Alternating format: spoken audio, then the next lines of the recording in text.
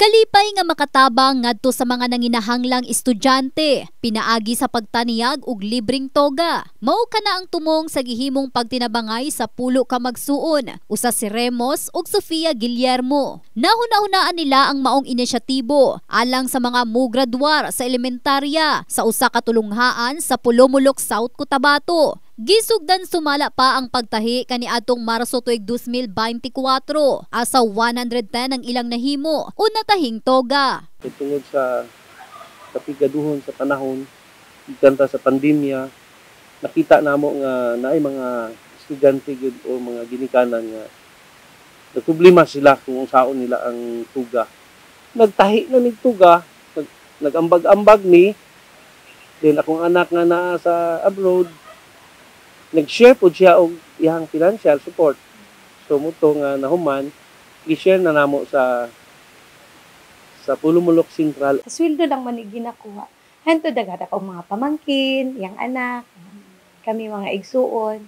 Hanto nag-abot mi sa sige, panindugan gyud nako, matahion gyud nako. So wala man ko'y kauban din ikan sa school, at least 2 hours to 3 hours diri ko sa akong makina. Saturday, Sunday, diri ko sa makina. Holiday, diri lang yun ko. Usa sa mihatag kanila og inspirasyon mao sumala pa ang ilang amahan nga mitaliwan na nga nagtukmod sab kanila nga makahuman og eskwela. Baysan mi sa una pa nga nagniyo siya nga kung naamong sobra i-share.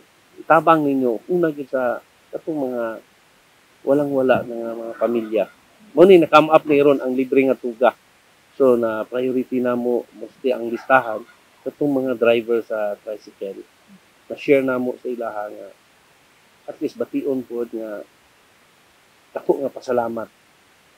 So sa mga driver sa tricycle, salamat po nga idawat ko nila ang amuang i-offer.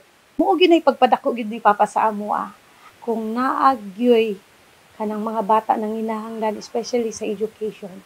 I-sacrifice ninyo, isag dili nato kilala, i-sacrifice ninyo ang inyong mga wants.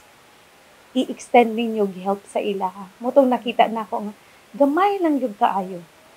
Lipay na kaayo ng mga bata, lipay na kay mga ginikanan.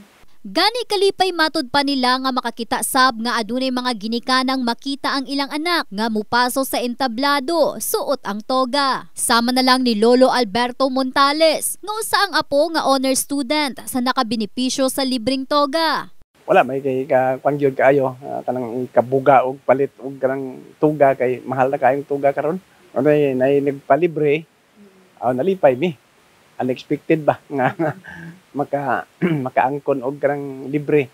Tanan mi nga pamilya pag-ingon nako, oy dan ang 100. Kag kanang kung happy gyud kaayo ba? Kanang labi na kato pag-receive na sa mga bata.